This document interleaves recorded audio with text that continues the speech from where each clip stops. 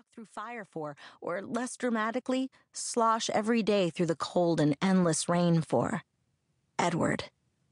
Even though I was always thrilled to see him, conscious or otherwise, and even though I was almost positive that I was dreaming, I panicked as Edward walked toward us through the glaring sunlight. I panicked because Gran didn't know that I was in love with a vampire. Nobody knew that. So how was I supposed to explain the fact that the brilliant sunbeams were shattering off his skin into 1,000 rainbow shards like he was made of crystal or diamond? Well, Gran, you might have noticed that my boyfriend glitters. It's just something he does in the sun. Don't worry about it. What was he doing? The whole reason he lived in Forks, the rainiest place in the world, was so that he could be outside in the daytime without exposing his family's secret. Yet here he was, strolling gracefully toward me, with the most beautiful smile on his angel's face, as if I were the only one here. In that second, I wished that I was not the one exception to his mysterious talent. I usually felt grateful that I was the only person whose thoughts he couldn't hear just as clearly as if they were spoken aloud. But now I wished he could hear me too, so that he could hear the warning I was screaming in my head. I shot a panicked glance back at Gran and saw that it was too late. She was just turning to stare back at me, her eyes as alarmed as mine.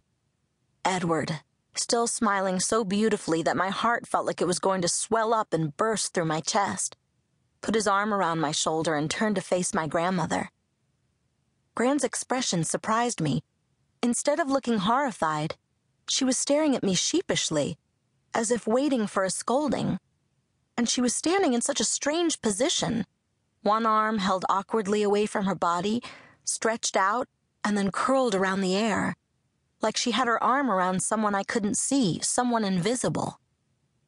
Only then, as I looked at the bigger picture, did I notice the huge gilt frame that enclosed my grandmother's form.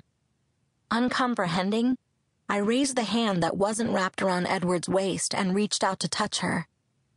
She mimicked the movement exactly, mirrored it. But where our fingers should have met, there was nothing but cold glass. With a dizzying jolt, my dream abruptly became a nightmare. There was no Gran. That was me. Me in a mirror. Me, ancient, creased, and withered. Edward stood beside me, casting no reflection. Excruciatingly lovely and forever 17.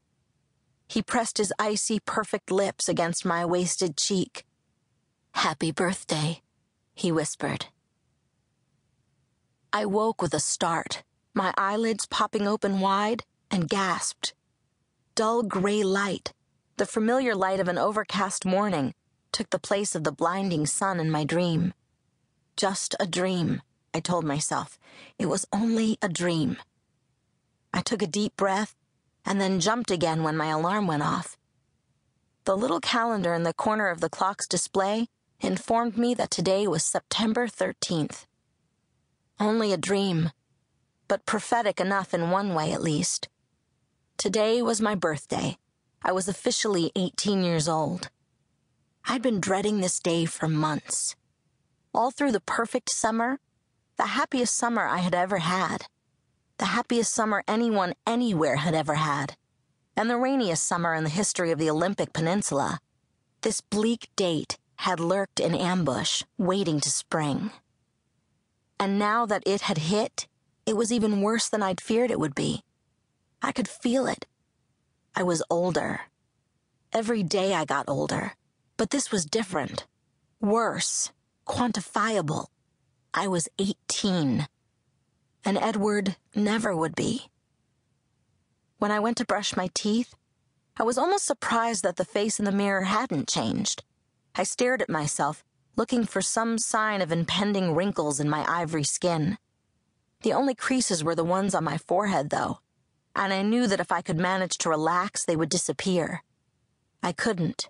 My eyebrows stayed lodged in a worried line over my anxious brown eyes. It was just a dream, I reminded myself again. Just a dream, but also my worst nightmare. I skipped breakfast, in a hurry to get out of the house as quickly as possible. I wasn't entirely able to avoid my